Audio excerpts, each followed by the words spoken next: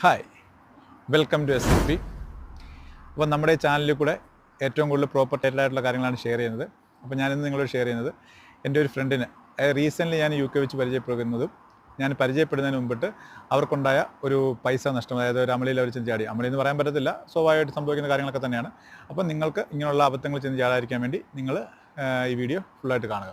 അപ്പം എൻ്റെ സുഹൃത്ത് നാട്ടിലൊരു പ്രോപ്പർട്ടി വാങ്ങുന്നതിന് വേണ്ടി ഒന്നിലധികം ബ്രോക്കർമാരുടെ കോൺടാക്റ്റ് എടുക്കുകയും അവരുമായിട്ട് നിരന്തരം കാര്യങ്ങൾ കമ്മ്യൂണിക്കേഷൻ നടത്തി അവർ പല പ്രോപ്പർട്ടിയുടെ ഡീറ്റെയിൽ അവർക്ക് അയച്ചു കൊടുത്തു. അതിൽ ചിലത് അവർ സോർട്ട് ഔട്ട് ചെയ്തതിന് ശേഷം അതാത് ബ്രോക്കർമാരെ കോൺടാക്ട് ചെയ്തു, ഞങ്ങൾ ഇത്രാം തീയതി നാട്ടിലേക്ക് വരുന്നുണ്ട് എന്നുള്ള കാര്യങ്ങളെല്ലാം ഷെയർ ചെയ്തു. ഇവർ രണ്ടുപേരും ആക്ച്വലി നമ്മുടെ UK ഗവൺമെൻറ് സർവീസിൽ വർക്ക് ചെയ്യുന്നവരാണ്.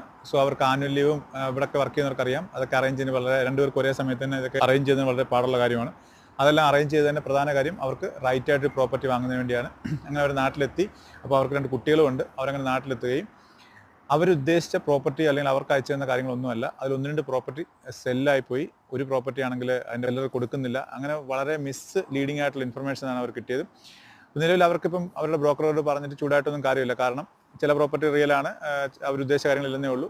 മേ ബി കമ്മ്യൂണിക്കേഷൻ്റെ മിസ്റ്റേക്ക് ആകാം, ഇവരുദ്ദേശിച്ച കാര്യങ്ങൾ തന്നെ ആയിരിക്കത്തില്ല അവർക്ക് മനസ്സിലായിട്ടുള്ളത്. എനിവേ, എന്തായാലും അവർക്കുണ്ടായ നഷ്ടം വലുതാണ്. കാരണം 4 പേര് ഫാമിലിയായിട്ട് നാട്ടിൽ പോകുമ്പോൾ എത്ര കോസ്റ്റ് ഉണ്ടെന്ന് നിങ്ങൾക്ക് ഊഹിക്കാം. അപ്പോൾ നിങ്ങൾക്കും ഇങ്ങനെ സംഭവിക്കാതിരിക്കാൻ വേണ്ടി നിങ്ങൾ ചെയ്യേണ്ടത്, നിങ്ങൾ റൈറ്റായിട്ടുള്ളൊരു ഏജൻറ്റിനെ അല്ലെങ്കിൽ ഒരു കമ്പനിയെ വേണ്ടി ചൂസ് ചെയ്യുക. എപ്പോഴും നല്ലൊരു പ്രൊഫഷണൽ ആയിരിക്കണം.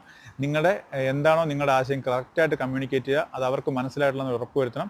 അതിനുശേഷം നിങ്ങൾ കറക്റ്റായിട്ട്, നിങ്ങൾ എത്ര തിരക്കാണെങ്കിലും നിങ്ങൾ ആ പ്രോപ്പർട്ടിയെ പറ്റി അല്ലെങ്കിൽ അതിനെപ്പറ്റി കൃത്യമായിട്ട് മനസ്സിലാക്കിയതിന് ശേഷം മാത്രം നാട്ടിലേക്ക് പോവുക. അതല്ലാതെ നിങ്ങൾ അവിടെ ചെന്നതിന് ശേഷം അവരോട് ഇങ്ങനെയാണ് എങ്ങനെയാണെന്ന് പറഞ്ഞിട്ട് കാര്യമില്ല.